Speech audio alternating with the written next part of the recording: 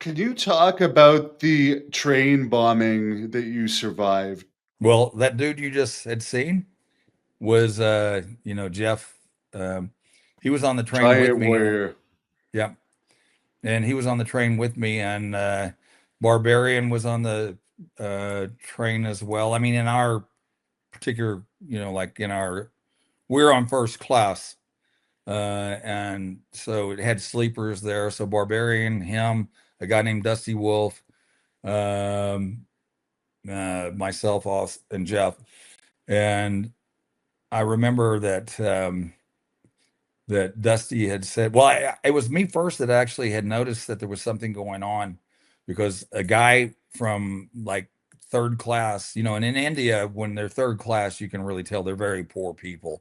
They're kind of dirty. They don't dress, like with even clothes. They just have a little scarf around their ass and a sarong. And he came in, and then I saw somebody chase him away. And I said, "Hey, something's up." And about 5 minutes later, we hear the big explosion, and Dusty was asleep, and I'd actually woke him up.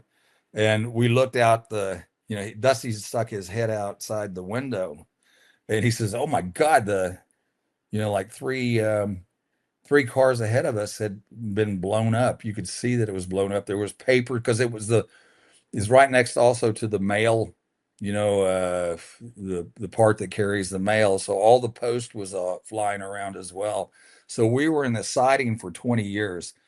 And what happened, we were traveling, like they say, I don't know if you know this, but if you travel internationally, they say never travel on a, anniversary date of something that happened bad like 9/11. I mean, and so 2 years before, um, that we wrestled there, or 3 years, I can't really remember, but 2 or 3 years. The Sikhs, those are the Indians that wear the turban. Yeah. They're not Muslim, they're Sikhs, so they're kind of like Hindu, but they don't have nearly as many gods. They built their temple on top of a mosque. And so the Muslims in India, and there's more Muslims in India than, well, not quite, but there's a lot of Muslims in India, more than in Pakistan. And so anyway, that's what actually they had like 10 bombings that day. And a couple of days later, we went to the north of India, Punjabi, and that's where the Sikhs are from.